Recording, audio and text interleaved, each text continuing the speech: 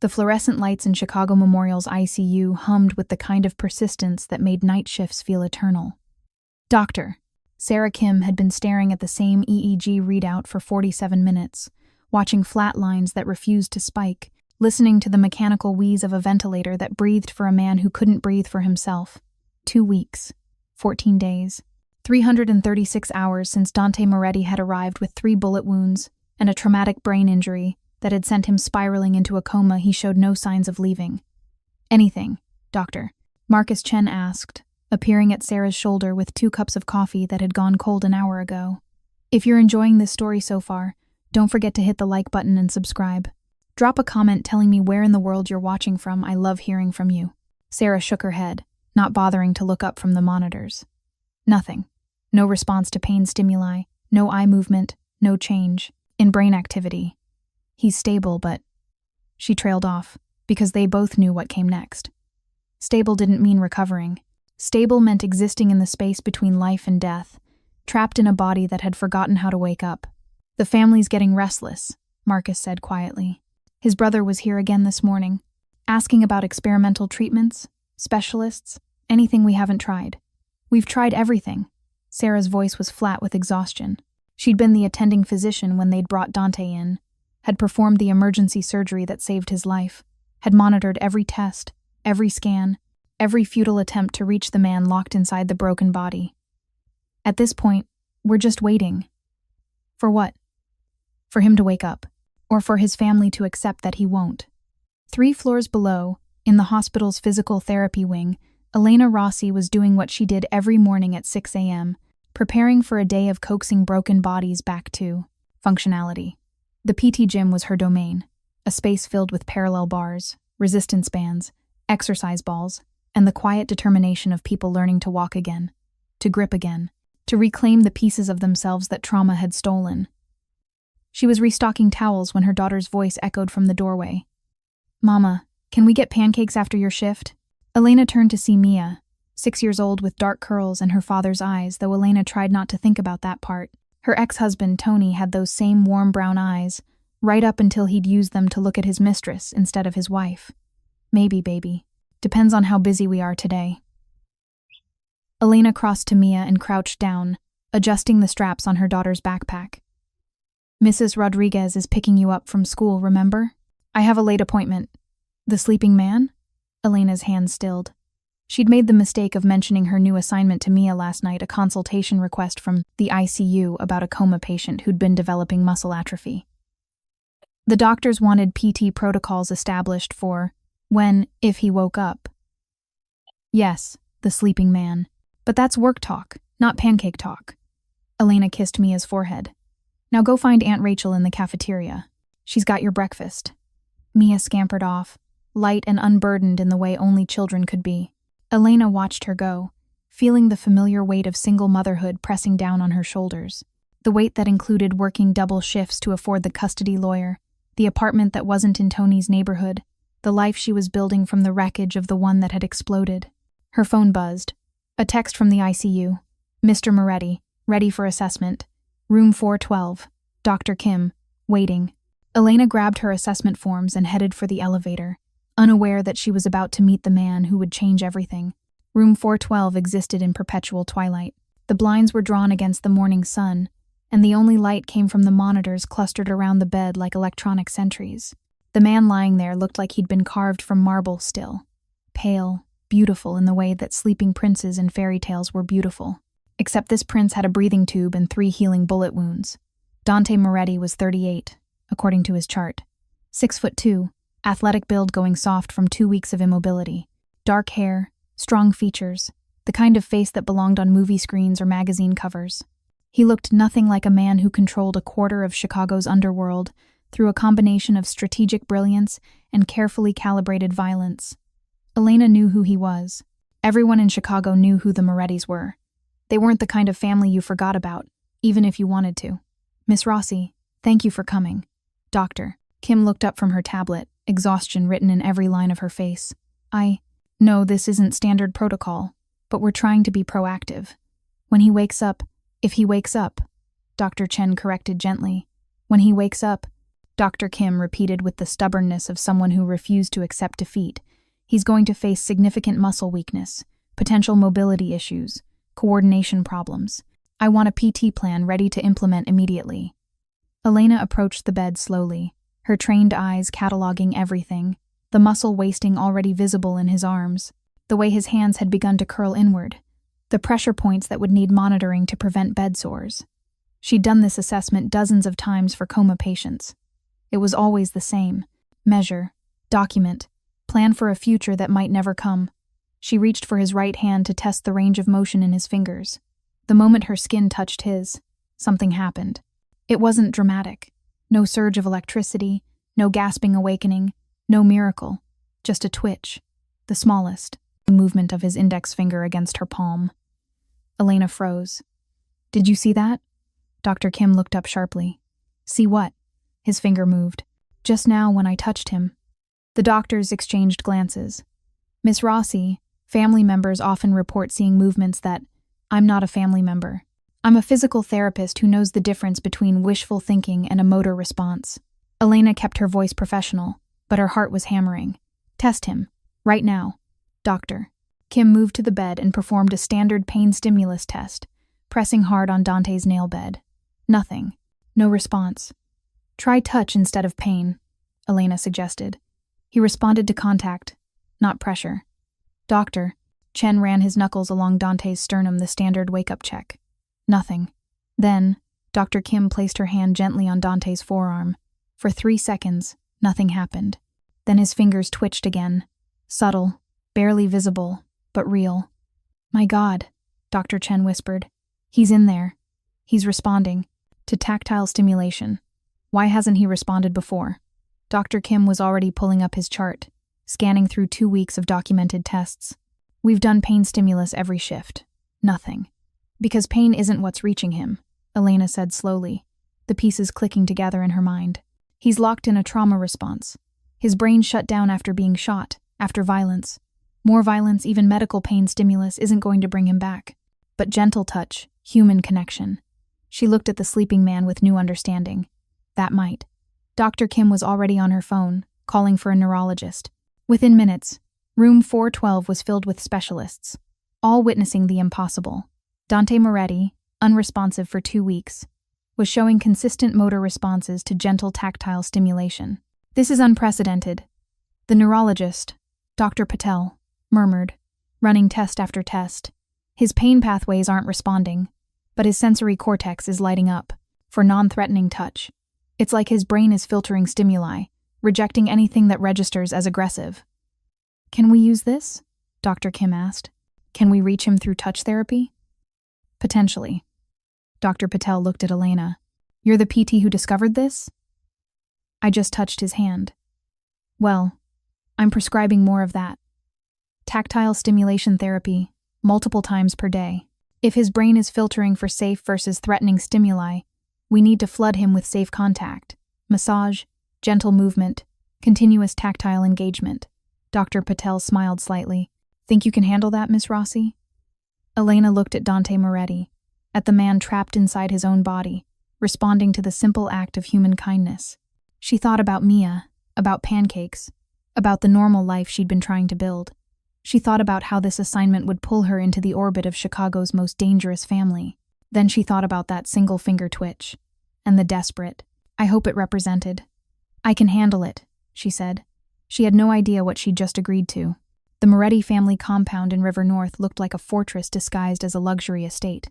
12-foot walls, security cameras every 20 feet, guards in expensive suits who spoke in coded phrases and carried weapons that weren't quite concealed enough to miss. In the main house's study, Luca Moretti sat behind his brother's desk and hated every second of it. At 35, Luca had spent his entire life living in Dante's shadow. The younger brother, the second choice, the one who handled logistics while Dante handled strategy. If you find this story engaging, please take a moment to subscribe and enable notifications. It helps us continue producing in-depth content like this. It was a role he'd accepted, even embraced. Dante was better at this. The leadership, the decisions, the weight of running an organization built on respect and fear in equal measure. But Dante had been asleep for 2 weeks, and someone had to keep the empire from crumbling. The Castellanos are pushing again. Marco Vitelli, Dante's consigliere, said from his position by the window. At 50, Marco had served the Moretti family for 3 decades. He was steady, loyal, and currently looked like he hadn't slept in a week. They're testing our northern routes, seeing if we'll respond without Dante. We respond, Luca said flatly, same as if Dante were here. They push, we push back harder. And if Dante doesn't wake up? The question came from Rico, head of security, a man built like a tank and loyal to his core. How long can we hold territory on borrowed authority? As long as it takes. Luca's voice was cold. Dante's not dead. He's recovering. The moment he wakes up. It's been 2 weeks. Marco interrupted gently. We need to prepare for the possibility. No. Luca stood abruptly. I'm going to the hospital. I want an update from the doctors. Boss, you were just there this morning. And I'm going again. Luca grabbed his jacket. Because my brother is not giving up, and neither am I. 20 minutes later, Luca stormed into Chicago Memorial's ICU and immediately knew something had changed. The nursing staff was clustered around the central station, talking in excited whispers. Doctor. Kim stood at room 412's door, reviewing a chart with an expression that looked almost like hope. What happened? Luca demanded. What's wrong? Nothing's wrong, Mr. Moretti. Dr. Kim looked up, and she was smiling. Actually smiling. Something's right. For the first time in 2 weeks, something is very right. She led him into room 412, where a woman with dark auburn hair and gentle hands was performing what looked like a massage on Dante's arm, speaking softly as she worked. And we're going to work on this elbow now. Just gentle movement, nothing that'll hurt. Just reminding your muscles what they're supposed to do. Who are you? Luca's voice came out sharper than he intended. The woman looked up, unfazed by his tone.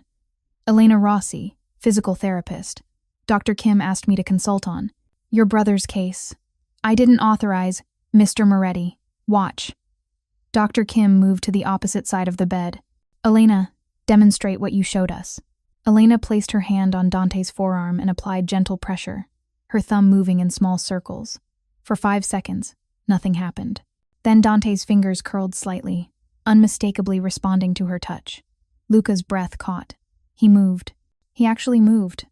He's been responding to tactile stimulation for the past 3 hours, Dr. Kim explained. Not pain stimulus, he's still non-responsive to that.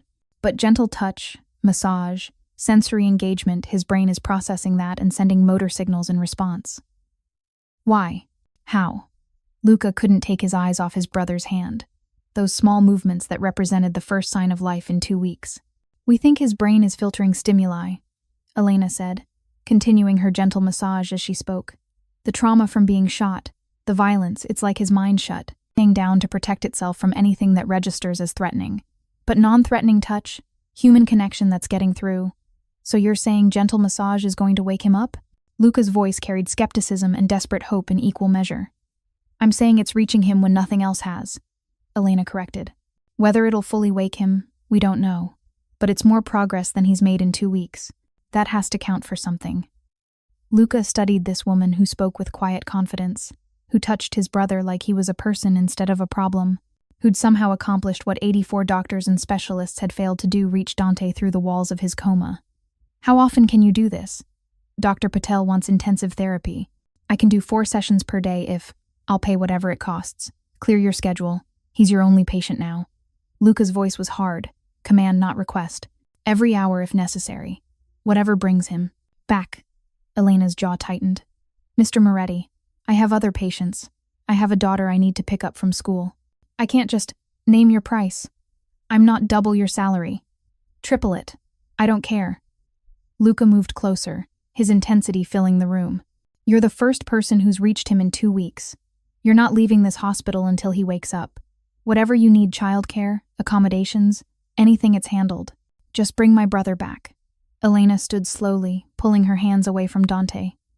When she spoke, her voice was calm but steel-edged. I'm not one of your employees, Mr. Moretti.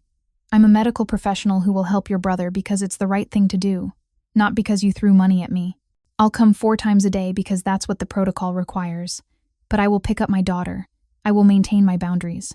And if you try to intimidate me again, I'll walk out of this room and you can find someone else to help Dante. We clear? The room went silent. Dr. Kim looked ready to intervene. Luca stared at Elena with an expression that cycled through anger, surprise, and something that might have been respect. Clear, he said finally. I apologize. I'm not handling this well. You're scared, Elena said, her voice softening. I understand. But fear doesn't help him. Patience and consistency do. So let me do my job, and we'll see if we can bring him back together. Luca nodded, looking back at his brother. 4 times a day? 4 times a day, Elena confirmed. Starting now.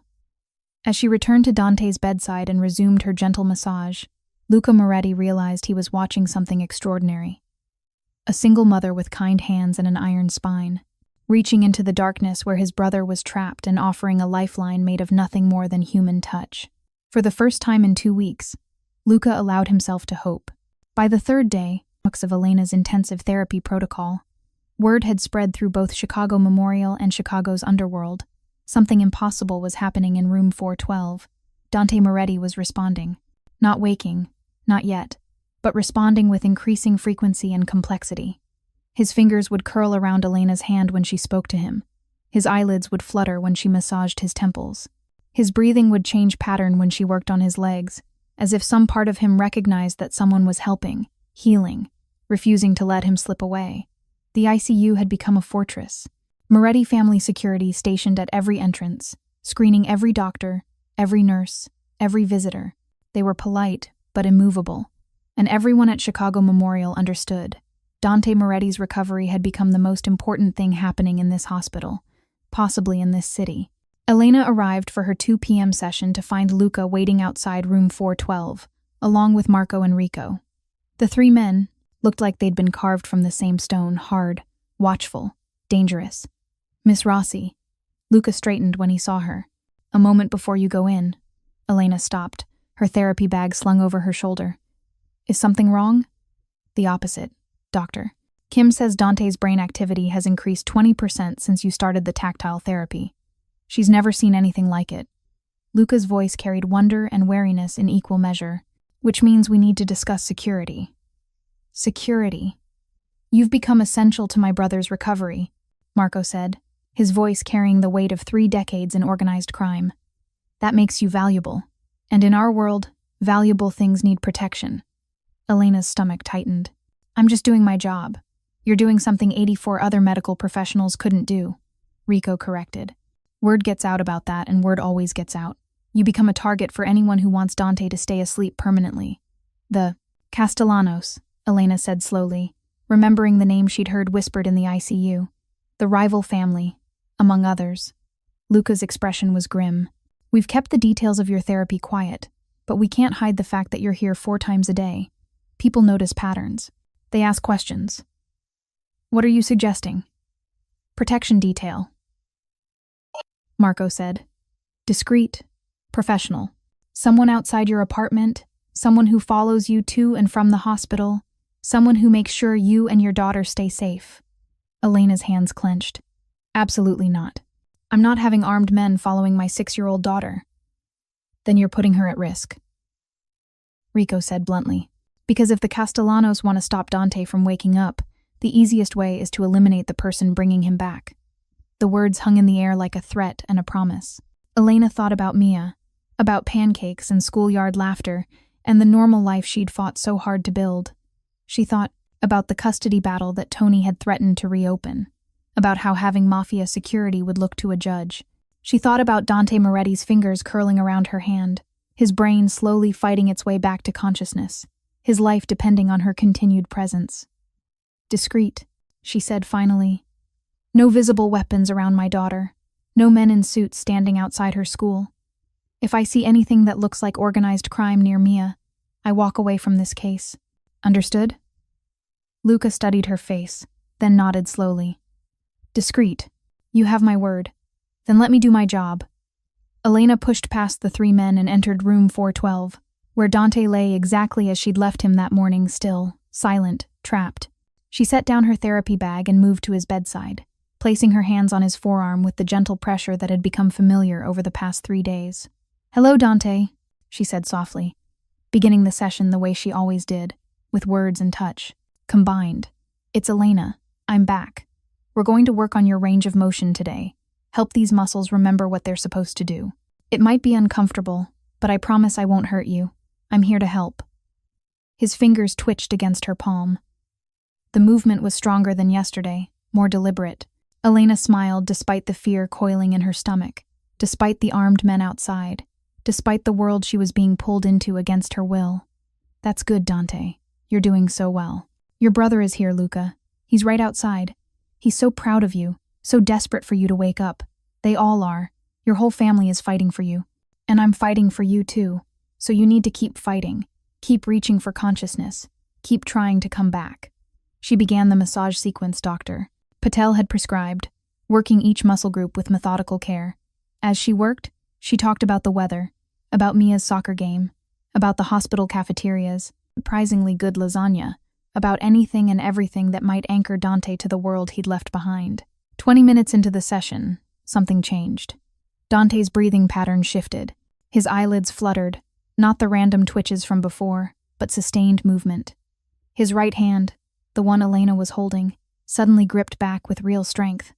"Dr. Kim," Elena called, not taking her eyes off Dante. "Something's happening." The doctor rushed in, followed immediately by Luca and the others.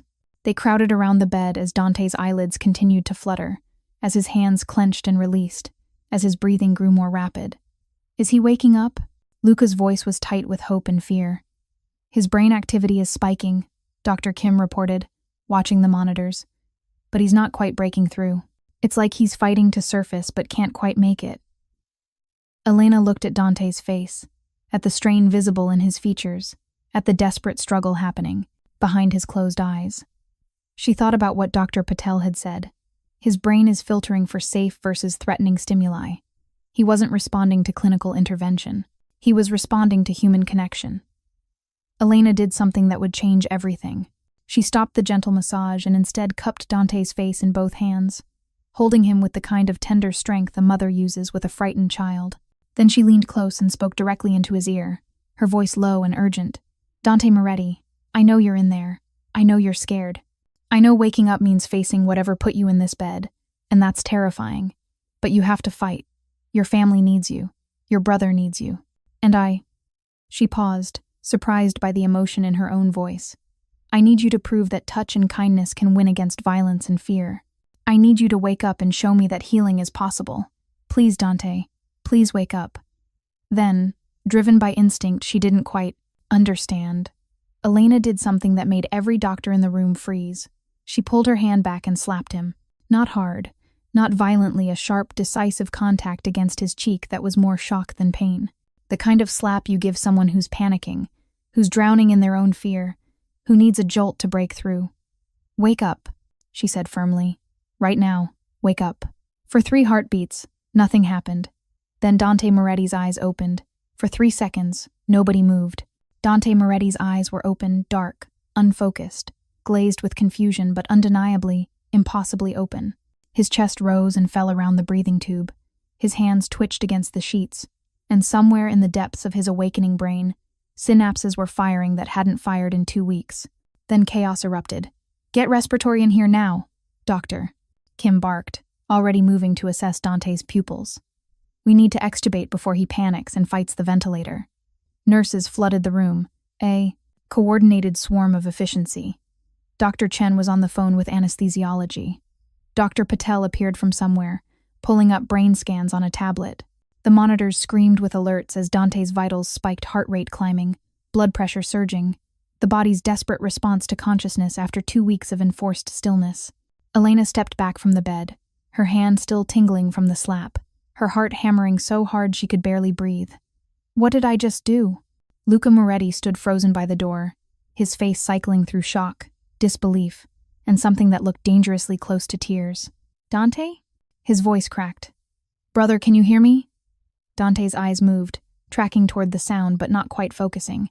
His hands came up weakly, fingers grasping at the breathing tube in his throat, with the confused panic of someone waking from a nightmare into a worse reality.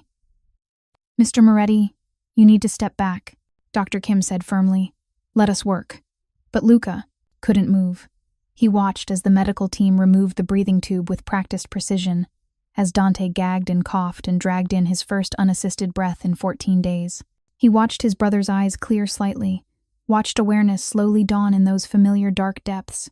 "Luca?" Dante's voice was barely a whisper, scraped raw from the ventilator, but it was his voice. After 2 weeks of silence, it was the most beautiful sound Luca had ever heard. "I'm here." Luca moved to the bedside, ignoring the doctor's protests. He gripped Dante's shoulder carefully, terrified of hurting him, desperate to confirm he was real. "I'm right here, brother. You're safe. You're in the hospital. You're going to be okay." Dante's brow furrowed, his eyes struggling to focus. "What happened? You were shot 2 weeks ago. You've been in a coma." Luca's voice was steady despite the emotion threatening to break through. "But you're awake now. You're back." Dante's gaze drifted around the room, taking in the monitors, the medical equipment, the crowd of doctors and nurses. Then his eyes found Elena, standing at the edge of the chaos with her hand pressed to her mouth, tears streaming down her face. "You," Dante whispered, his hand lifted weakly, reaching toward her. "You were talking to me. I heard you." Elena moved forward without thinking, drawn by something she couldn't name. She took his outstretched hand gently. "I'm Elena. I'm a physical therapist.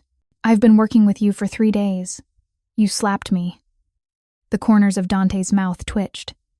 It wasn't quite a smile, but it was close. "You told me to wake up." "I'm sorry, I shouldn't have." "Thank you." Dante's fingers tightened around hers with surprising strength. "I was stuck. Couldn't find the way out. Your voice." He closed his eyes briefly, exhausted from just these few minutes of consciousness. "You showed me the way." "Doctor?" Kim stepped forward, her professional mask back in place, but her eyes bright with amazement. "Mr. Moretti, I need to run some tests. Can you tell me your full name?" "Dante. Alessandro Moretti." "Good. Do you know where you are?" "Chicago Memorial," Luca said. Dante's voice was getting stronger, though still rough. "What's the date?" "October 15th. Dante's eyes widened slightly. 2 weeks? He looked at Luca. "I've been out for 2 weeks?" 14 days, Luca confirmed. The doctor said. "They weren't sure you'd wake up at all." "Who shot me?" The question hung in the air, sharp and dangerous. Luca's expression hardened. "We're handling it. Right now you need to focus on recovery. Luca, later." Luca's voice carried the weight of everything unsaid. "When you're stronger. When we're not surrounded by." He gestured at the medical staff. "We'll talk." "Doctor." Patel moved closer, scanning through data on his tablet with an expression of pure scientific wonder. "Mr. Moretti, I need you to understand something. What just happened? You waking from a 2-week coma with minimal neurological deficit after responding to tactile therapy. This is unprecedented. I've been a neurologist for 20 years, and I've never seen anything like this. 84 doctors, Dante said slowly, his eyes moving back to Elena. I heard someone say that. 84 doctors couldn't wake me. But you did. Elena shook her head. You did the hard part. You fought your way back. I just gave you a push. A slap, Dante corrected, and this time he definitely smiled. Best slap I've ever received. Despite the tension, despite the impossibility of the situation, several people in the room laughed. The sound was bright and unexpected, cutting through 2 weeks of fear and helplessness. But the laughter died when Dante tried to sit up and couldn't. His arms trembled with the effort, muscles that had atrophied from disuse failing to support his weight. Confusion crossed his face, then fear. Why can't I? He looked at his arms, at the visible muscle wasting, at hands that shook when he tried to lift them. What's wrong with me? 2 weeks of immobility, Elena said gently, moving into professional mode. Your muscles have weakened from lack of use. It's completely normal and completely temporary. That's why I'm here to help you rebuild that strength. How long? With intensive physical therapy? Most patients regain full function in 4 to 6 weeks. Dante's jaw clenched, and Elena saw the man beneath the patient, someone who didn't accept weakness, who couldn't tolerate being vulnerable, who'd built an empire on strength and control. Being helpless would destroy him faster than any bullet wound. We'll start slowly, Elena continued. Just moving your arms and legs today, sitting up tomorrow, standing by the end of the week. You'll work harder than you've ever worked, and there will be days you hate me for pushing you. But you'll recover. I promise. Dante studied her face, searching for false comfort and finding only steady confidence. "You're not afraid of me." It wasn't a question, but Elena answered anyway. "Should I be? Most people are. Most people didn't spend 3 days holding your hand and talking to your unconscious body about my daughter's soccer games." Elena's voice was wry. "Hard to be afraid of someone when you've seen them drool on their hospital pillow." Another laugh rippled through the room. Even Luca's tight expression cracked slightly. "Doctor," Kim cleared her throat. "As miraculous as this is, Mr. Moretti needs rest. He's been unconscious for 2 weeks and awake for 10 minutes. We need to run tests, monitor his vitals, make sure there aren't any complications we're missing." "I'll stay," Luca said immediately. "Family can stay, but everyone else needs to clear out. Give him space to process." "Doctor," Kim's eyes found Elena. "Miss Rossi, I'll need you to establish a new therapy protocol now that he's conscious. Can you be back this evening?" Elena nodded, gently extracting her hand from Dante's grip. 6 o'clock. We'll do a basic assessment and start rebuilding your strength." "Elena," Dante's voice stopped her at the door. When she turned back, his expression was serious, intense. "Thank you for not giving up on me." "Thank you for not giving up on yourself," she replied softly. As she left room 412, Elena heard Luca's voice, thick with emotion. "You scared the hell out of me, brother." And Dante's response, quiet but firm, "I'm not that easy to kill." In the hallway, Elena leaned against the wall and let herself shake.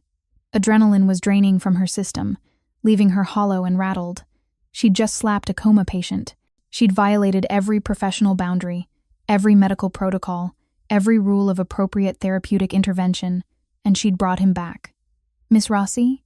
Marco appeared at her elbow, his weathered face carrying something that might have been respect. "That was either the bravest thing I've ever seen or the most insane." "Probably both," Elena admitted. "I didn't think. I just knew he needed something to shock his system, something to break through whatever was holding him under." "Well, it worked. You saved him when no one else could." Marco's voice dropped lower. "That makes you important to this family, whether you want to be or not." Elena's stomach tightened. "I'm just his physical therapist. You're the woman who woke Dante Moretti from a coma with a slap. Within an hour, that story will be spreading through Chicago's underworld like wildfire." Marco's expression was grim. "Some people will see it as a miracle. Others will see it as a threat evidence that Dante is recovering, that the Moretti family is regaining its strength. I didn't ask to be part of your world. No one asks. But here you are anyway." Marco pulled out a business card and pressed it into her hand. "This is my direct number. If anything feels wrong, someone watching you, following you, asking too many questions, you call immediately. Don't wait. Don't hesitate. In our world, hesitation gets people killed." Elena looked at the card, at the simple name and number that represented a lifeline into organized crime. "This is insane. I have a daughter. I have a normal life. I can't. You saved Dante's life. That debt can't be unpaid. Like it or not, you're under Moretti protection now." Marco's voice wasn't unkind, just factual. "That means no one touches you or your daughter without answering to us. But it also means you're visible, connected. You need to understand the risks. And if I walk away, quit the case, you won't." Marco said it with certainty. "You're not the type to abandon someone who needs you. I can see it in how you talk to Dante, how you pushed him when others gave up. You're a healer. You don't walk away from broken things." He was right, and Elena hated that he was right. She looked back at room 412, where Dante Moretti was awake and alive, and facing a brutal recovery that would require more strength than even he knew he possessed. 6 o'clock, she said quietly. "I'll be back at 6. We'll be ready." Marco's phone buzzed. He glanced at it, and his expression darkened. "The Castellanos just heard. They're not happy." "That Dante's awake?" "That he's awake and already showing signs of the man he was before. Strong, sharp, dangerous." Marco's eyes met hers. They wanted him to die. Failing that, they wanted him broken. "You just proved he's neither. That makes tonight very important, Miss Rossi. For all of us." He walked away, leaving Elena alone in the hallway with a business card burning in her pocket and the crushing weight of understanding. She'd just stepped into a war she didn't understand, armed with nothing but healing hands and stubborn hope. Her phone buzzed. A text from Mrs. Rodriguez. "Mia asking about you. Everything okay? Elena typed back quickly. Everything's fine. Be home by 7. Pizza for dinner? The response was immediate. She'll love that. See you soon. Normal. Simple. The life Elena had fought to build after her marriage exploded. The life that was now shadowed by armed guards and dangerous families, and a man whose life she'd saved with an act of impossible courage or impossible stupidity. She didn't know which yet. But she knew one thing with absolute certainty. There was no going back now. 3 miles away, in a warehouse on the south side that smelled like rust and old cigarettes, Tony Castellano threw his phone across the room hard enough to shatter it against the concrete wall. He's awake, Tony snarled. 2 weeks in a coma and he just wakes up like it's nothing. His brother Vincent, older and calmer, picked up the shattered phone pieces with deliberate care. The source says a physical therapist did something, some kind of touch therapy. Touch therapy? Tony's laugh was bitter. We put 3 bullets in. Him. We gave him traumatic brain injury. And some hospital worker fixed it with a massage? Not just any hospital worker. Vincent pulled up information on his own phone. Elena Rossi, 32, physical therapist at Chicago Memorial. Single mother, 1 daughter, clean record. No connection to the Morettis until 3 days ago, when she started intensive therapy with Dante. So she's nobody. She's the person who brought Dante Moretti back from the edge of death. Vincent's voice was thoughtful. That makes her valuable. And in our business, valuable means leverage. Tony's eyes narrowed. You want to take her? I want to understand her first. Find out why she's important. What Dante feels about her, whether she's just doing a job, or if there's something more. Vincent set down his phone and met his brother's eyes. If Dante is recovering, we need to slow that recovery down. A physical therapist who suddenly can't work would certainly accomplish that. The Morettis will have her, protected. Probably. But protection has gaps. Everyone makes mistakes. Everyone has vulnerabilities. Vincent smiled coldly. She has a daughter, 6 years old. That's a vulnerability. Tony stood abruptly, energy and violence radiating from him. When? Soon, but carefully. We watch first, learn her patterns, find the weak points. Then we move. Vincent's expression was calculating. Dante Moretti waking up changes the game. We need to adapt. Outside the warehouse, in an unmarked sedan parked 2 blocks away, FBI Special Agent Alex Chen lowered his telephoto lens and swore quietly. He'd been surveilling the Castellanos for 8 months, building a case that was days away from indictment.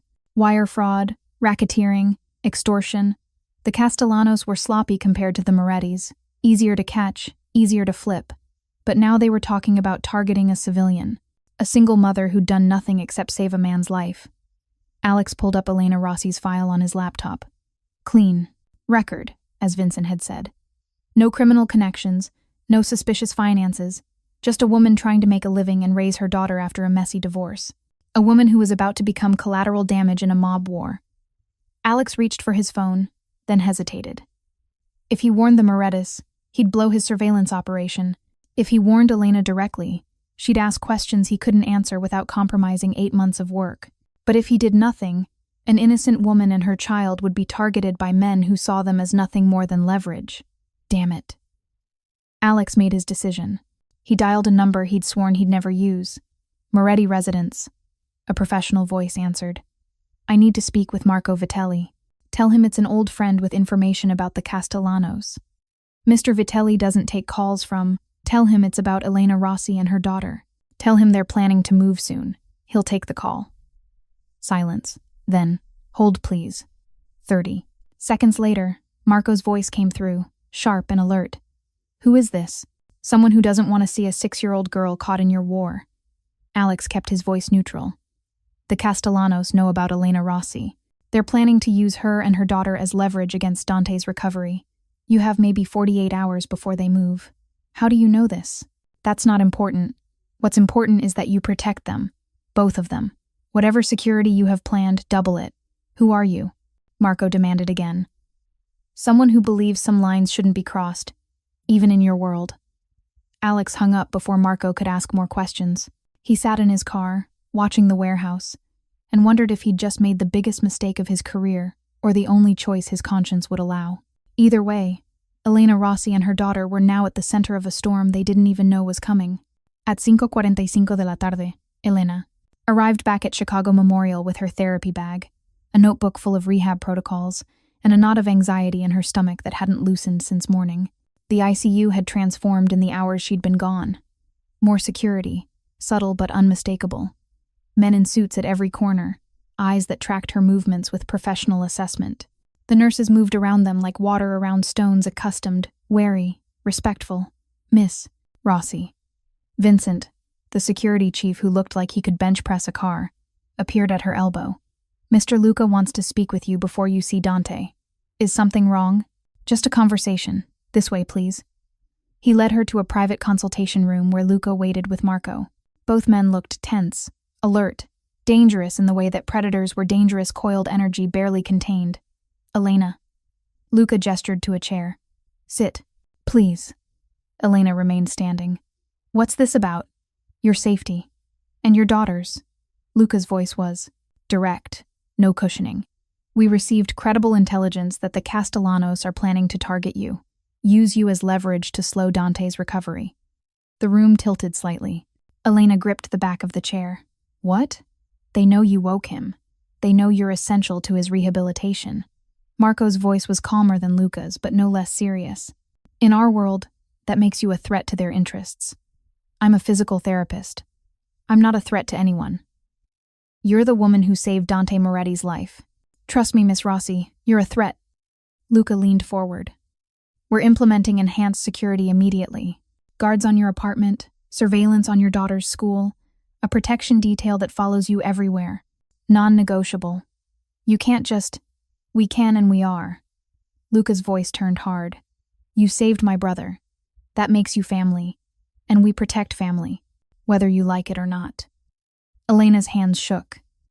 This was exactly what she'd feared being, pulled into their world so deeply she couldn't extract herself.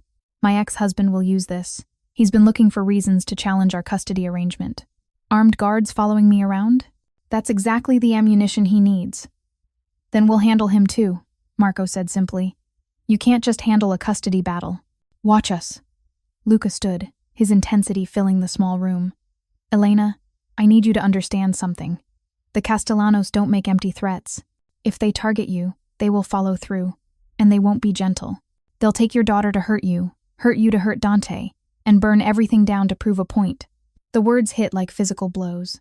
Elena sank into the chair, her legs unable to hold her. Mia. Oh God, Mia. Is with Mrs. Rodriguez, and there are already 2 men outside that building. Luca's voice softened slightly. She's safe. You're safe. But only if you let us protect you. I didn't ask for this. Elena's voice broke. I just wanted to help. I know. Luca crouched in front of her chair, meeting her eyes. And you did. You saved my brother's life when no one else could. Now let us save yours. Please.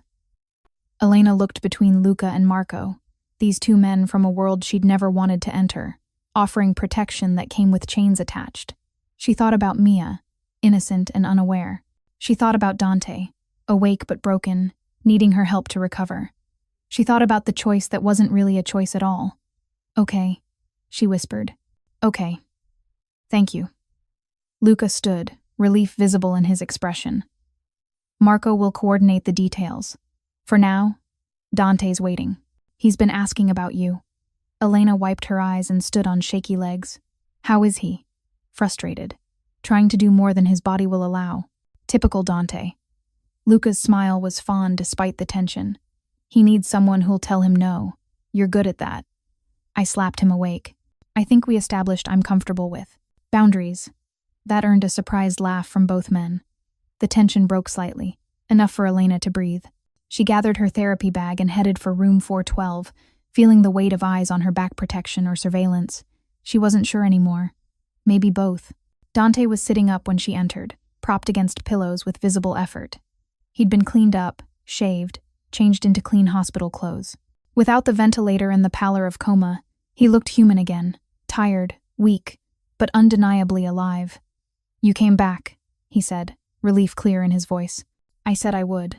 Elena set down her bag and pulled up a chair. How are you feeling? Like I got shot 3 times and spent 2 weeks in a coma. Dante's attempt at humor fell flat. The doctors say I have a long recovery ahead. You do. But you also just woke from a coma that 84 doctors thought was permanent. I'd say your odds are pretty good. Elena pulled key out her assessment forms. Ready to work? That depends. Will you slap me again if I don't try hard enough? Elena's laugh was surprised and genuine, only if necessary. They spent the next hour on basic assessments. Elena tested his grip strength, weak but present, his range of motion limited but improving, his ability to bear weight barely, and only with support. Every movement was an effort. Every small success was hard-won. But Dante didn't complain, didn't ask for breaks, didn't stop pushing even when exhaustion made his hands shake. Stubborn, Elena observed, helping him back into bed after an attempt to stand that had lasted all of 10 seconds. Determined, Dante corrected, breathing hard. There's a fine line, I'm aware. He settled against the pillows, looking at her with an intensity that made her uncomfortable. Luca told you about the Castellanos. It wasn't a question. Elena nodded slowly. He said they might target me, and Mia. Dante's expression darkened, with fury that was all the more frightening for being controlled. They won't touch you. I promise you that. You can barely stand. How are you going to stop them? By getting strong enough to make them regret the day they thought about hurting someone under my protection. Dante's voice was cold, deadly. You saved my life, Elena. That creates a debt I can never fully repay, but I can make sure you and your daughter are safe. That's a promise I will keep. Elena studied his face, seeing past the weakness to the man beneath the crime boss who controlled an empire, who made people afraid, who'd survived 3 bullets and 2 weeks in a coma through sheer stubborn will. I don't want people hurt because of me, she said quietly. Then I'll try to be civilized about it. Dante's smile was sharp. But I make no promises. Before Elena could respond, her phone buzzed. A text from Mrs. Rodriguez. Mia won't stop asking when you're coming home. Says she has important news about school. Elena smiled despite everything. I need to go. My daughter needs me. Of course. Dante's expression softened. Thank you. For today. For all of this. You're welcome. Rest tonight. Tomorrow we start the real work. Elena gathered her things, then paused at the door. Dante, that debt you mentioned? Consider it paid. You don't owe me anything. I'm just doing my job. Elena. He waited until she looked back. You slapped me awake when no one else could reach me. You held my hand for 3 days and refused to let me die. That's not just doing a job. That's being the kind of person the world needs more of. So yes, I owe you. And I always pay my debts. Elena left before she could examine the warmth blooming in her chest, the dangerous feeling of being seen and valued by someone who shouldn't matter to her at all. In the hallway, Vincent materialized at her side. I'll drive you home. I have a car, which will be driven to your apartment by someone else. You're riding with me. Non-negotiable. Elena was too tired to argue. She followed Vincent to a black SUV with windows tinted so dark they looked like mirrors. The interior smelled like leather and gun oil, a scent she was learning to associate with the Moretti family. They drove in silence for 10 minutes before Vincent spoke. You're good for him. Elena looked over, surprised. I'm his physical therapist. You're more than that. You don't look at him and see the crime boss, the danger, the reputation. You just see a patient who needs help. Vincent's eyes stayed on the road. That's rare in our world. Most people either fear Dante or want something from him. You just want him to heal. Isn't that enough? In your world, yes. In ours? Vincent shrugged.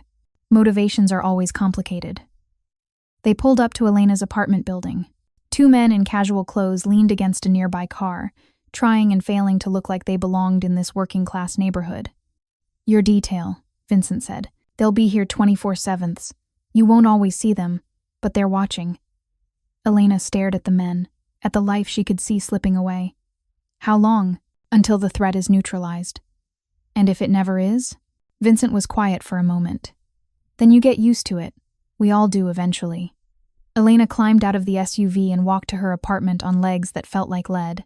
Inside, Mia launched herself into Elena's arms with the force of a small hurricane. Mama, guess what? Tommy said his dad is a lawyer, but I said my mom is a superhero because you help people walk again, and that's way cooler than boring papers. Elena held her daughter tight, breathing in the scent of strawberry shampoo and childhood innocence. That's right, baby. Way cooler. She didn't mention the armed men outside. Didn't mention the crime family that had adopted her as one of their own. Didn't mention the war she'd stumbled into or the impossible man she was helping to heal. For now, there was just this: her, daughter's laugh, the safety of home, the illusion that everything was normal. But through the window, Elena could see the guards taking position, and she knew with absolute certainty that normal was gone forever. 5 days after waking from his coma, Dante Moretti stood for 30 seconds without assistance. It didn't sound like much. 30 seconds of upright posture, legs trembling with effort, hands gripping the parallel bars in Elena's therapy room so hard his knuckles went white. But for a man who'd been unconscious for 2 weeks and barely able to lift his arms 3 days ago, it was a triumph. 29, 30. Elena counted, standing close enough to catch him if he fell. Okay, that's enough. Sit. I can go longer, Dante insisted, sweat beading on his forehead. You can also tear something and set your recovery back 2 weeks. Sit. Down. The command in her voice left no room for argument. Dante lowered himself back into the wheelchair with visible frustration, chest heaving from the exertion. You're pushing too hard, Elena said, handing him water. Recovery isn't a sprint. I don't have time for slow. Dante's voice was rough. Every day I'm weak is another day the Castellanos think they can move against us. Against you. There it was again, that protective edge that had been growing stronger with each therapy session. The way his eyes tracked her movements, the way he tensed when strangers entered the room, the way he demanded to know every detail of her security arrangement. Elena crouched in front of his wheelchair, meeting his eyes directly. Listen to me. If you push too hard, you'll injure yourself. If you injure yourself, your recovery stops completely. The best way to protect anyone, including me, is to heal properly. Understood? Dante stared at her, frustration warring with logic. Finally, he nodded. Understood. Good.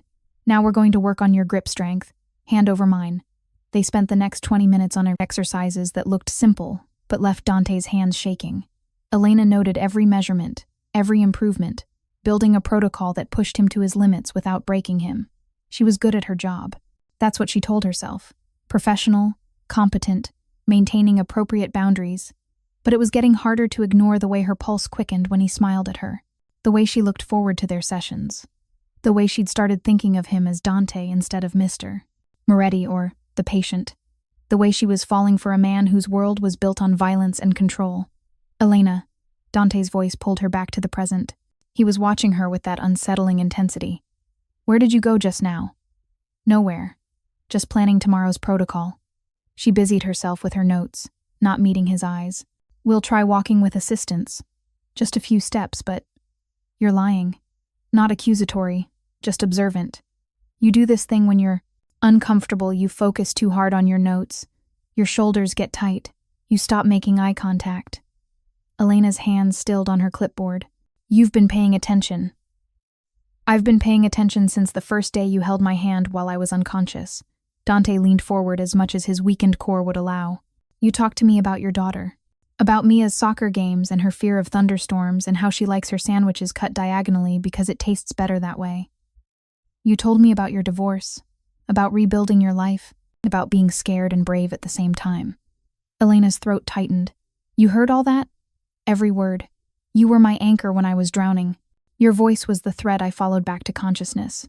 Dante's expression was raw, unguarded. So yes, I've been paying attention. Because you saved me in ways that have nothing to do with physical therapy. Before Elena could respond, the door burst open. Luca strode in, his face tight with controlled fury. Marco right behind him. We need to move you, Luca said without preamble. Now. Dante's entire demeanor shifted, the vulnerable man disappearing behind the crime boss. What happened? The Castellanos hit our warehouse on the south side, burned it to the ground, left a message. Luca's jaw clenched. They know you're recovering. They know Elena is the reason why. They're threatening to escalate. Escalate how? Elena asked, fear clawing up her throat. Luca's eyes met hers with something like sympathy. They mentioned your daughter specifically. Said if Dante continues his recovery, they'll make sure you have other priorities to focus on. The world tilted. Elena grabbed the parallel bars to steady herself. Mia. Where's Mia? Safe. Vincent pulled her from school 20 minutes ago. She's at the compound with 4 guards. Marco's voice was calm, professional. She thinks it's a fun field trip. She's eating ice cream in the garden. I need to see her. You need to stay calm, Dante interrupted, his voice hard. Panicking helps no one. Elena whirled on him, anger cutting through fear. That's my daughter they're threatening. Don't you dare tell me to stay calm.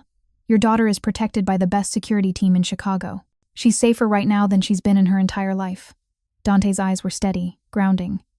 But if you run to her without thinking, you could lead the Castellanos right to her. Is that what you want?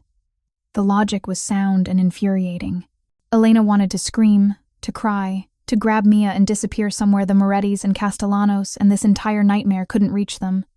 Instead, she forced herself to breathe, to think, to be the strong, capable woman she'd had to become after her marriage collapsed. What do we do? She asked quietly. We move both of you to the compound, Luca said. Dante's being discharged today against medical advice, but he's stable enough. You and Mia, stay with us until this is resolved. For how long? However long it takes. Elena thought about her apartment, her job, the fragile independence she'd fought so hard for. She thought about custody agreements and ex-husbands and judges who frowned on mothers with mob connections. Then she thought about Mia, 6 years old and eating ice cream, oblivious to the men who'd threatened her to make a point. Okay, Elena said, but I have conditions. Luca raised an eyebrow. You're not really in a position to negotiate. Try me. Elena crossed her arms. First, Mia doesn't know about the threat. As far as she's concerned, we're visiting your house while mine gets repairs. Second, I continue working with Dante, but I also maintain my other patients remotely when possible. I'm not abandoning everyone else. Third, the moment this is over, Mia and I go back to our normal lives. No arguments. Agreed, Dante said before Luca could respond. Anything else? Yes. Elena looked directly at Dante. You tell me the truth. All of it. Who are the Castellanos? Why are they targeting you? What started this war? Because I'm not living in your house, raising my daughter around armed guards, without understanding what we're caught in the middle of. Silence fell. Luca and Marco exchanged glances. This was family business, the kind of information they didn't share with outsiders. But Elena wasn't an outsider anymore. She'd stopped being an outsider the moment she'd slapped Dante awake. Tonight, Dante said finally, once we're secure and Mia is settled, I'll tell you everything. Promise? On my life. The Moretti compound was exactly what Elena expected and nothing like it at the same time. Yes, it had 12-foot walls and security cameras everywhere. Yes, armed guards patrolled the grounds with professional efficiency. Yes, the main house was massive, a restored Italian villa that probably cost more than Elena would earn in 3 lifetimes. But it also had a garden where roses bloomed in ordered chaos, a library with floor-to-ceiling windows that let in afternoon light, and a kitchen where someone was baking bread that made the whole house smell like comfort. Mia was in that kitchen, helping a kind-faced woman named Rosa roll out dough for pasta, flour dusting her nose and pure joy on her face. Mama! Mia launched herself at Elena with her usual hurricane energy. Rosa is teaching me how to make noodles. And there's a dog. His name is Bruno, and he's huge, and he let me pet him and Mister. Luca said maybe we could stay for dinner and... Breathe, baby. Elena hugged her daughter tight, relief making her knees weak. Mia was safe, whole, completely unaware that she'd been threatened by criminals who saw her as leverage. Can we stay for dinner, please? Mia's eyes were wide and hopeful. Rosa makes the best cookies, she said so herself. Rosa laughed, her accent thick and musical. I did say so, and I am not wrong. She looked at Elena with warm understanding. Your daughter, she is wonderful, full of life, full of questions. I'm so sorry if she's been bothering you. Bothering? No. She is sunshine. Rosa waved flour-dusted hands. You stay, yes? Have dinner. Let me spoil this beautiful child properly. How could Elena say no to that? She nodded, and Mia cheered, immediately returning to her pasta-making lesson. Luca appeared in the doorway. Elena, Dante settled in his room. 3rd floor, east wing. He's asking for you. Elena followed Luca through hallways lined with art that was probably priceless. Past rooms that looked like they belonged in magazines. Upstairs, that her physical therapist brain noted were perfectly designed for someone recovering from injury, wide, well-lit, with sturdy railings. They stopped outside a door where 2 guards stood watch. He's tired but stubborn, Luca said. Try to keep him from overdoing it. When have I ever succeeded at that? Luca's smile was brief but genuine. Fair point. Call if you need anything. Elena knocked and entered when she heard Dante's voice. The room was larger than her entire apartment, a suite, really, with a sitting area, massive bed, and windows overlooking the garden. Dante sat in an armchair by those windows, dressed in soft clothes instead of hospital gowns, looking more human than he had since waking. Mia settled? He asked immediately. Making pasta with Rosa. She's having the time of her life. Elena pulled up a chair across from him. You promised me answers. I did. Dante was quiet for a moment, organizing thoughts. The Castellanos have been rivals for 3 generations. My grandfather and theirs competed for territory, made treaties, broke them, made new ones. It was stable tense, but stable. What changed? Tony Castellano changed. He's my age, ambitious, reckless. He thinks the old ways are outdated, that we should expand into territories we've historically avoided. Drugs, human, trafficking, things my family won't touch. You have standards? Elena's voice was dry. We have lines we don't cross. Everyone does, even criminals. Dante's expression was serious. I refused a partnership he proposed 6 months ago. He saw it as disrespect, insulting, and Tony doesn't handle insults well. So he shot you. He had his men shoot me, 3 bullets while I was leaving a meeting downtown. They thought they'd killed me, that Luca would take over and be easier to manipulate. Dante's hands clenched. They were wrong. Elena absorbed this. And now? What happens now? Now we end this. Dante's voice was cold. The Castellanos threatened you and your daughter. They crossed a line I can't ignore. This stops, permanently, before anyone else gets hurt. By stops, you mean? I mean, I'm going to make sure Tony Castellano understands that threatening the people I protect has consequences. Dante leaned forward, intensity radiating from him. Elena, I need you to understand something. I'm not a good man. I've done things that would horrify you. I've hurt people, ruined lives, made choices that keep me awake at night.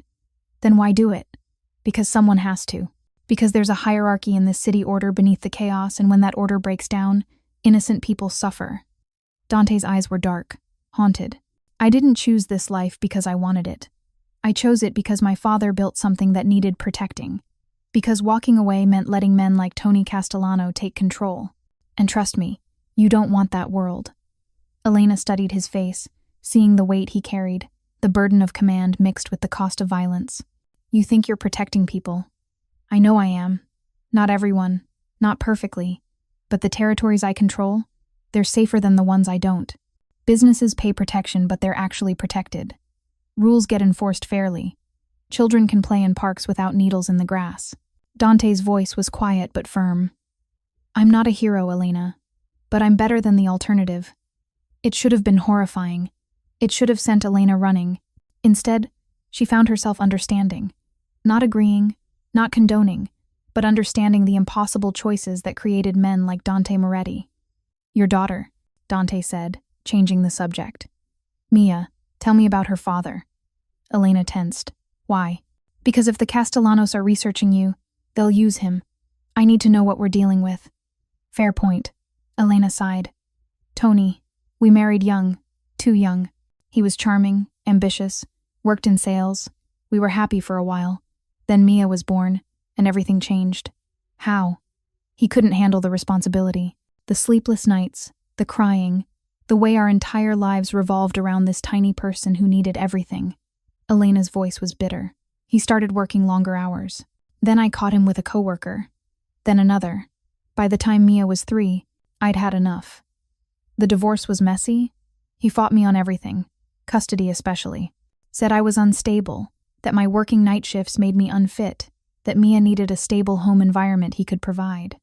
Elena's hands clenched. I won 50-50 custody, but barely. And he's been looking for excuses to challenge it ever since. He'll use your connection to me, Dante said quietly. I know. Single mother living in a mob boss's house? A judge would crucify me. Then we don't let it get to a judge. Elena looked up sharply. What does that mean? It means I have lawyers who are very good at making problems disappear legally. Dante's smile was thin. Tony wants to challenge custody? Let him try. By the time my legal team is done, he'll be lucky to keep supervised visitation. I don't want, Elena. Dante's voice was gentle but firm. You saved my life. You're in danger because of me. Your daughter is in danger because of me. Let me help. Please. The word please from Dante Moretti's mouth sounded strange, unpracticed, like a man who didn't often ask for anything but was asking now. Elena thought about pride, about independence, about all the reasons she should refuse. Then she thought about Mia, about keeping her safe, about the terrifying possibility of losing custody because she'd tried to do the right thing. Okay, she whispered. Help. Relief crossed Dante's face. Thank you. A knock on the door interrupted them. Marco entered, his expression grim. We have a situation, he said. Tony Chen just filed an emergency custody motion. Claims Elena has abandoned Mia with criminals and that he's taking temporary custody effective immediately. Elena's world stopped. What? He can if he convinces a judge there's immediate danger to the child. Marco pulled out his phone, showing a document. He filed 2 hours ago. There's a hearing scheduled for tomorrow morning. Tomorrow? Elena's voice cracked. How is that even possible? He has connections. Called in favors. Marco's voice was apologetic. I'm sorry, Elena. He moved fast. Dante was already reaching for his phone. Call Rebecca Torres. I want her in that courtroom tomorrow. Boss, Torres doesn't take family law cases. She does now. Tell her whatever fee she wants, triple it. I want the best family law attorney in Chicago representing Elena. Dante's voice was steel. And get me everything on Tony Chen. Employment history, finances, personal life, everything. If he has any skeletons, I want them found. Dante, you can't. Elena started. Watch me. Dante met her eyes. You said okay to letting me help. This is what help looks like in my world. Overwhelming force applied precisely. I don't want him hurt. He won't be. Physically. Dante's smile was sharp. But he will regret threatening to take your daughter. That I promise. The emergency custody hearing was scheduled for 9 a.m. in Cook County, family court. Elena barely slept, going over and over what she'd say, how she'd explain living in Dante's compound without sounding like she'd completely lost her mind. At 7 a.m., Rebecca Torres arrived at the compound.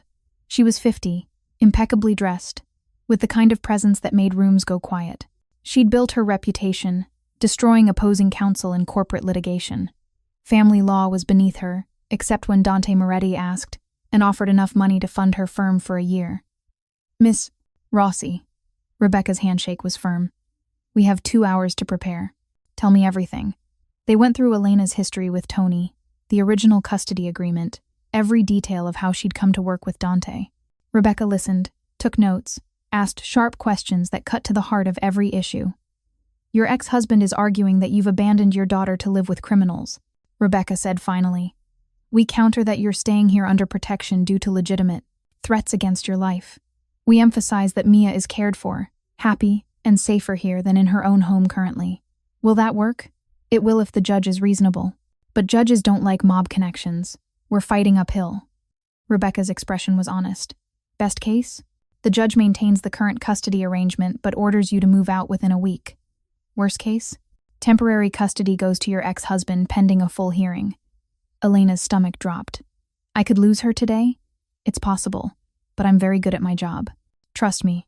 At 8:30, they drove to the courthouse in a convoy, Elena and Rebecca in one car, Luca and 2 guards in another, Marco following behind. Dante had wanted to come, but Elena had refused. Having a known crime boss in family court would destroy any chance she had. The courthouse was everything Elena expected: fluorescent lights, stressed parents, lawyers with tired eyes. Tony was already there with his attorney, a sharp-eyed man named Richard Gross, who specialized in high-conflict custody battles.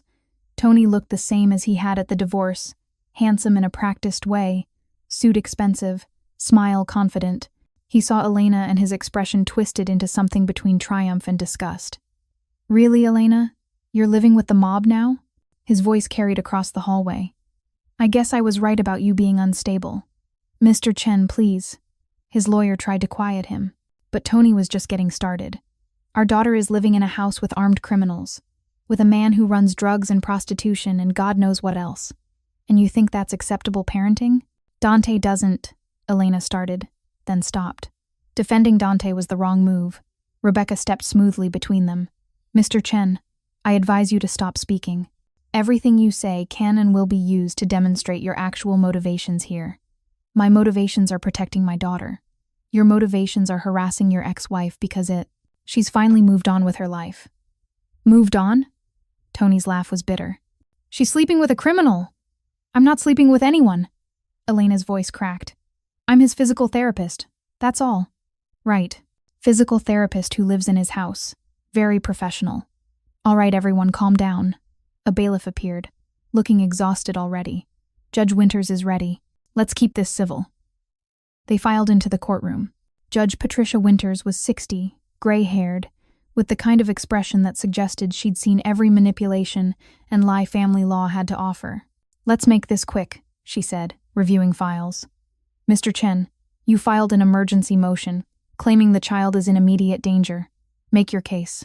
Richard Gross stood. Your Honor, Miss Rossi has abandoned the family home to live in the residence of Dante Moretti, a known organized crime figure. The child, Mia Chen, age 6, is currently residing in that same house, surrounded by armed guards and exposed to criminal activity. Miss Rossi, is this accurate? Judge Winters looked at Elena. Elena stood, hands shaking. Your Honor, I'm staying at Mr.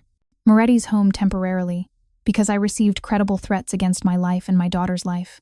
The threats were related to my work as Mr. Moretti's physical therapist following his recovery from a gunshot injury. So, you are living with a man who was shot? Who has enemies that threaten children? I'm living in a secured location until the threat is neutralized. The alternative was staying in my apartment with no protection while criminals targeted us. Rebecca stood. Your Honor, if I may. Miss Rossi is a physical therapist at Chicago Memorial Hospital. She was assigned to Mr. Moretti's case after he woke from a coma. Her work with him has been documented and professional. However, rival criminal organizations saw her as leverage and made explicit threats against her and her daughter. Rather than put them in danger, Mr. Moretti offered protection in his home, which has professional security. Professional security meaning armed guards, Judge Winters said dryly. Better armed guards than no guards when facing organized crime threats, Your Honor. Tony's lawyer jumped in. The solution is simple. Miss Rossi quits this case, moves back to her home, and resumes normal life. Instead, she's choosing to stay connected to Moretti, prioritizing her job over her daughter's safety. That's not true, Elena's voice broke. Quitting wouldn't stop the threats. They know my face, know where I live. Moving back to my apartment would make us more vulnerable, not less. Do you have documentation of these threats? Judge Winters asked. Rebecca pulled out a folder. Police reports, witness statements, and security footage showing known Castellano family associates surveilling Miss Rossi's apartment building. The threats are real and credible. Judge Winters reviewed the documents in silence. The courtroom was tense, everyone waiting. Finally, she looked up. This is complicated. On one hand, Miss Rossi is clearly facing legitimate security concerns. On the other hand, exposing a 6-year-old to organized crime even in a protective capacity is concerning. Your Honor, Mia is thriving, Rebecca said. She's attending school via secure transport. She's happy. She's safe. Miss Rossi has maintained appropriate boundaries while ensuring her daughter's well-being. Mr. Chen, what's your living situation? Judge Winters asked. I have a 3-bedroom house in Lincoln Park. Stable neighborhood, good schools, no armed guards or criminals. Relationship status? Tony hesitated. I'm seeing someone. We're not living together yet. Judge Winters' tone was pointed. And your work schedule? I travel frequently for sales, but my girlfriend could help with childcare. So you want custody, but you'd have a girlfriend who's not the child's mother providing primary care while you travel? Judge, Winters made a note. How often does Mia currently stay with you? Every other weekend and Wednesday evenings. And you've exercised that custody consistently? Another hesitation. Mostly. I've had to cancel a few times due to work. Judge Winters looked at Elena. And you, Miss Rossi? How has your custody time been? I've never missed a scheduled day, Your Honor. Even now, Mia is with me daily. She just happens to be staying somewhere safer than our apartment. The judge was quiet for a long moment, reviewing documents. When she finally spoke, her voice was firm. Here's my ruling. The current custody arrangement stays in place. However, Miss Rossi, you have 2 weeks to demonstrate a viable plan for returning to normal life. That means either the security threat is resolved or you've established appropriate protection that doesn't involve living in the home of an organized crime figure. Understood? Yes, Your Honor. Relief flooded Elena. Mr. Chen, this emergency motion is denied. I'm also noting for the record that you've canceled custody time multiple times due to work, which suggests your sudden concern for daily care might be motivated by factors other than the child's best interest. Tony's face reddened. Your Honor, I'm not finished. Both of you will attend a mandatory co-parenting mediation session within the next month. You'll work out a communication plan that doesn't involve emergency custody motions every time you disagree. Are we clear? Yes, Your Honor, both parents mumbled. Good. This hearing is adjourned. Miss Rossi, I mean what I said, 2 weeks to establish appropriate living arrangements. Don't make me regret this decision. They filed out of the courtroom. Tony glared at Elena but said nothing, his lawyer pulling him away before he could cause more problems. Outside, Elena collapsed onto a bench, adrenaline draining away and leaving her hollow. You did well, Rebecca said, packing her briefcase. The judge saw through his motivations, but she gave me 2 weeks. How am I supposed to? We'll figure it out. Mr. Moretti has already asked me to prepare options. Rebecca's smile was professional. Don't worry, Miss Rossi. In 2 weeks, you'll have a solution that satisfies the court. After Rebecca left, Luca sat beside Elena. You okay? I almost lost her. If the judge had ruled differently. But she didn't. You kept custody.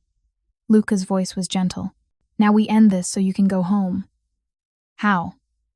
By doing what we should have done the moment the Castellanos threatened you. Luca's expression hardened. We end them. That night, Elena sat in Dante's room while he worked through his physical therapy exercises. He could walk now slowly, with careful steps, but without assistance. His strength was returning faster than expected, driven by sheer determination. I heard about court, Dante said, lowering himself carefully onto the floor for core exercises. I'm sorry you had to go through that. Rebecca says you're preparing options for me. Apartments in secured buildings. Bodyguard services that look like regular security. Legal structures that protect you without obvious mob connections. Dante's voice was matter of fact. You'll have choices that satisfy the judge. Elena watched him struggle through a plank hold, muscles shaking with effort. She moved behind him, adjusting his form with gentle touches that had become familiar. Why are you doing all this? She asked quietly. I told you. Debt. It's more than that. Dante held the plank for 30 seconds, then lowered himself with a gasp. He rolled onto his back, breathing hard, and looked up at her. You're right. It is more than debt. His voice was rough. You're the first person in years who's seen me as human.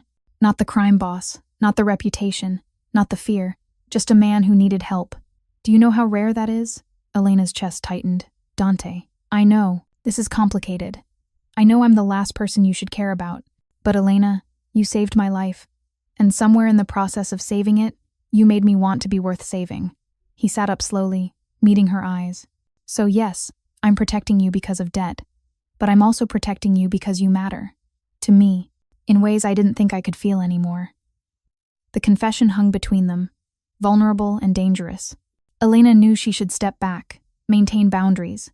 Remember that this man controlled organized crime in Chicago. She knew getting involved with Dante Moretti was the worst decision she could possibly make. But she also knew that when he looked at her, she felt seen in ways she hadn't since long before her marriage ended. That his strength wasn't just physical but emotional, the kind of strength that came from carrying impossible burdens and refusing to break. This is a terrible idea, she whispered. I know. I have a daughter to think about, a life to protect. I know that too. And you're a criminal, dangerous, damaged. Dante's smile was self-deprecating. I'm aware of my limitations. Elena should have left. Should have remembered every reason this was impossible. Instead, she cupped his face in her hands, the same way she had when she'd slapped him awake, and kissed him. For one heartbeat, Dante froze, surprised. Then his hands came up to cradle her face with a gentleness that contradicted everything she knew about him, and he kissed her back like a drowning man finally breaking the surface. It was soft and desperate and completely inappropriate, and Elena couldn't bring herself to regret it. When they finally broke apart, Dante rested his forehead against hers, both of them breathing hard. This complicates things, he said. Everything about this situation is already complicated. Fair point. Dante pulled back enough to see her face. Elena, I can't promise you safety. My world doesn't work that way. But I can promise that as long as I'm breathing, nothing will hurt you or Mia. That's not negotiable. What about you? What happens when you go after the Castellanos? I'm very good at what I do. I'll be fine. Dante, trust me. He kissed her again. Briefly. 2 weeks. In 2 weeks this is over, you have a safe place to live, and we figure out what this is between us. Deal? Elena knew she should say no. Should protect herself and Mia from the inevitable heartbreak of loving someone whose life was measured in threats and violence. But looking into Dante's eyes, seeing the hope there mixed with fear, she couldn't form the word. Deal, she whispered instead. Outside the room, Luca walked away from the door where he'd been about to knock. He'd heard everything. The kiss, the promises, the impossible hope. Marco appeared beside him. Problem? Maybe, maybe not. Luca looked back at the closed door. My brother just fell for his physical therapist. Could be worse. Could it? Luca's voice was worried. He's about to start a war with the Castellanos. Being emotionally compromised isn't exactly ideal timing. Or maybe it's perfect timing. Maybe having something to fight for besides territory and power will make him stronger. Marco's expression was thoughtful. Your brother almost died, Luca. If Elena Rossi gives him a reason to stay alive beyond obligation, isn't that worth the risk? Luca thought about Dante's transformation over the past week. The determination, the focus, the fire that had been missing even before the shooting. Yeah, he admitted finally. Maybe it is. But as they walked away, both men were thinking the same thing. Falling in love in their world was dangerous. And when that love involved a single mother with no protection beyond what they provided, it became a liability that enemies would absolutely exploit. The Castellanos were about to learn that threatening Dante Moretti's family was one thing. Threatening the woman he loved was something else, entirely. Thank you so much for watching until the end. If you loved this story, check out the other videos on your screen now. I think you'll really enjoy them. And don't forget to subscribe if you haven't already. See you in the next story.